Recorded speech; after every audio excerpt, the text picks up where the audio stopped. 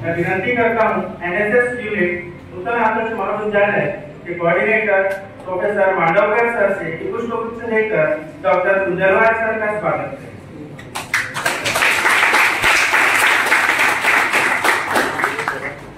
मैं विनती करता हूँ प्रोफेसर संजय उइके सर से कि हमारे आज के अतिथि के रूप में नवान्वित डॉक्टर उपाध्याय सर का स्वागत है।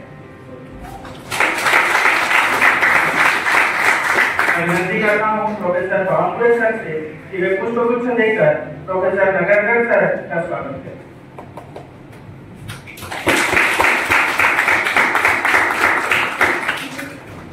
मैं विनती करता हूँ प्रोफेसर मांडवे सर से कि वे पुष्पगुच्छ लेकर डॉक्टर सुभाकर सर का स्वागत है।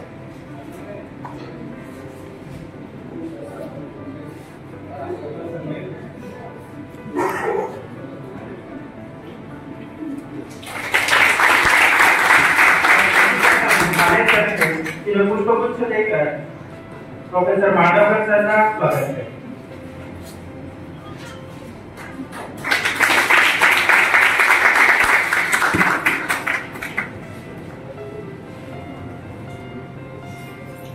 एक बार फिर से सभी मान्यवरों का एवं सभी शिक्षक और शिक्षक कर्मचारी यहाँ मौजूद कल के भारत का उज्जवल भविष्य अर्थात सभी विद्यार्थियों और विद्यार्थियों का स्वागत करता हूँ।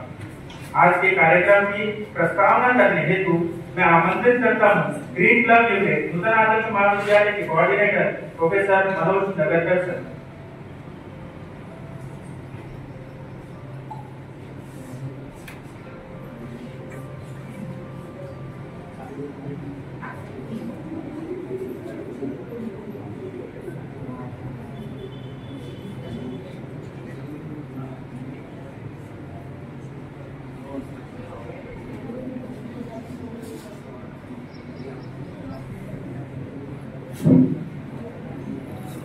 आपल्या नागपूर विद्यापीठाला ज्यांचं नाव देऊन गौरवान्वित करण्यात आले त्या राष्ट्रसंत तुकडोजी महाराज यांच्या प्रतिमेला माझं विनम्र अभिवादन।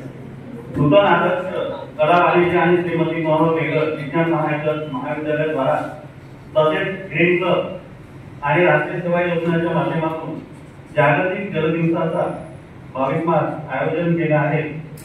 या कार्यक्रमाला उपस्थित सर्वांचं मी या समितीचा कोऑर्डिनेटर प्राध्यापक मनोज नगरकर आपण सर्वांचं स्वागत करतो। आजच्या या विश्व जल दिवस कार्यक्रमाला अध्यक्ष म्हणून लाभलेल्या आम्हा सर्वांसाठी प्रेरणादायी असलेल्या महाविद्यालयाच्या सन्माननीय प्राचार्या डॉक्टर अर्चना चौधरी मॅडम यांच्या उपस्थितीमध्ये हा कार्यक्रम संपूर्ण होत आहे। तसे महाविद्यालयाचे यांच्यामध्ये बंधारे बांधणे, धरणे बांधणे, पाट बांधणे हे सुद्धा आपण आपल्या लेवलवर करू शकतो। त्याच्यानंतर राजस्थानमधील एक महान व्यक्तिमत्व त्यांचं नाव डॉक्टर राजेंद्र सिंग यांच्याबद्दल मी सांगत आहे। त्यांना आपण वॉटरमॅन ऑफ इंडिया किंवा भारताचे जलपुरुष असे सुद्धा म्हणतो त्यांना। त्यांनी तरुण भारत संघ 1900 ही एनजीओ संस्था 1975 मध्ये सुरू केली आणि त्यांनी जोहोर हे बांधले। जोहोर म्हणजे सध्या तळे किंवा नाले यांच्या माध्यमातून त्यांनी 12 नद्यांना पुनर्जीवित केले आहे आणि त्या नद्यांच्या परिसरात असलेल्या जे शेती असते त्याला सुद्धा त्यांनी हिरवा दिलेला आहे। म्हणून त्यांना भारताचे जलपुरुष किंवा वॉटरमॅन ऑफ इंडिया सुद्धा म्हटले जाते। भारत सरकारचे मॅग्सेसे पुरस्कार 2001 मध्ये त्यांना मिळाले। ते स्टॉकहोम वॉटर पुरस्कार 2015 मध्ये सुद्धा त्यांना मिळालेला आहे। स्टॉकहोम वॉटर पुरस्कार याला पाण्याचे नोबेल असे सुद्धा म्हटले जाते।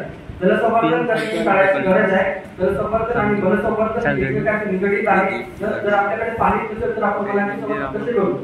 निसर्गाला कुठली हानी न पोहोचवता स्वतःचा विकास करणे याला सस्टेनेबल डेव्हलपमेंट किंवा शाश्वत विकास असे म्हटले जाते आणि हे शाश्वत विकासाचे मुख्य उद्दिष्ट आहे।